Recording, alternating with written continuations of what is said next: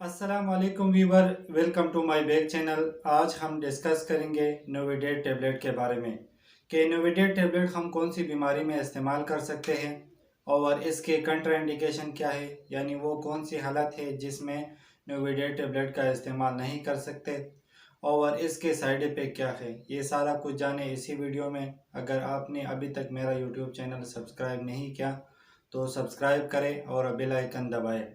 सबसे पहले बात करेंगे नोविडेट टैबलेट के फार्मूले के बारे में। इसके अंदर सिप्रोफ्लोक्सासिन पाया जाता है और ये दो स्टैंड में पाया जाता है, 250 mg और 500 mg, और ये एक एंटीबायोटिक है। अब बात करेंगे कि नोविडेट टैबलेट हम कौन कौन सी बीमारी में इस्तेमाल कर सकते हैं। तो ऐसे मरीज जिनको चेस्ट इन्फेक्शन हो रहा हो, उसी कंडीशन में आप नोविडेट टैबलेट का इस्तेमाल कर सकते हैं। और इसके अलावा ऐसे मरीज जिनको यूटीआई हो, यूरिनरी ट्रैक इन्फेक्शन हो, तो उसी कंडीशन में भी आप नोविडेट टैबलेट का इस्तेमाल कर सकते हैं। और इसके अलावा आई इन्फेक्शन में भी आप नोविडेट टैबलेट का इस्तेमाल कर सकते हैं। और इसके अलावा ईयर इन्फेक्शन में भी, यानी कान के इन्फेक्शन में भी आप नोविडेट टैबलेट का इस्तेमाल कर सकते हैं। अगर नमूनिया वाला पेशेंट हो तो उसी कंडीशन में भी आप नोविडेट टैबलेट का इस्तेमाल कर सकते हैं। और इसके अलावा गैस्ट्रिक इन्फेक्शन, यानी मैदे के अंदर अगर इन्फेक्शन हो रहा हो तो उसी कंडीशन में भी आप नोविडेट टैबलेट का इस्तेमाल कर सकते हैं। टाइफाइड फीवर में भी नोविडेट टैबलेट का इस्तेमाल करवाया जाता है।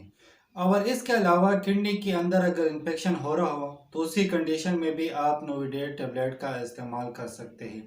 और इसके अलावा रेस्पिरेटरी ट्रैक इन्फेक्शन हो रहा हो तो उसी कंडीशन में भी नोविडेट टैबलेट का इस्तेमाल करवाया जाता है।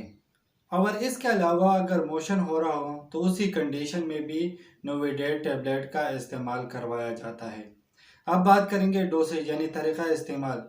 हर बीमारी में नोविडेट टैबलेट का इस्तेमाल मुख्तलिफ है, लेकिन बेहतर ये है कि डॉक्टर से मशवरा करके इस्तेमाल करें। और डॉक्टर जितने दिन के लिए इस्तेमाल के लिए कहे उतने दिन तक इस्तेमाल करें, ताकि बैक्टीरिया या वायरस का मुकम्मल खात्मा हो। अगर ऐसा न किया तो ये कि वायरस या बैक्टीरिया कुछ दिन के लिए डिप्रेस हो जाते हैं, लेकिन ये कि दूसरे हफ्ते दोबारा रिएक्टिव हो जाते हैं। तो बेहतर ये है कि डॉक्टर जितना दिन इस्तेमाल करने का कहे उतने दिन इस्तेमाल करें।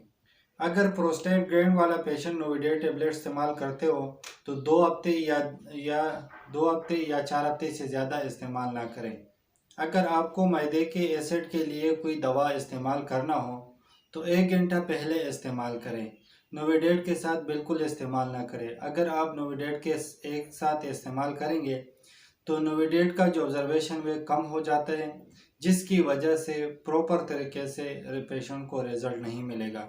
तो बेहतर ये है कि आप जो है, अगर मैदे के एसिड के लिए कोई मेडिसिन इस्तेमाल करना हो तो 1 घंटा पहले इस्तेमाल करें। और इसके अलावा नोविडेट टैबलेट दूध के साथ इस्तेमाल ना करें, क्योंकि दूध के अंदर कैल्शियम होता है और कैल्शियम प्रॉपर तरीके से मेडिसिन को ऑब्जर्वेशन नहीं होने देता। और इसके अलावा नोविडेट सही तरीके से ब्लड में शामिल नहीं होता, जिसकी वजह से प्रॉपर मकदार पेशेंट को नहीं मिलता, जिसकी वजह से सही रिज़ल्ट भी नहीं मिलता। तो बेहतर ये है कि पानी के साथ नोविडेट टैबलेट का इस्तेमाल करें।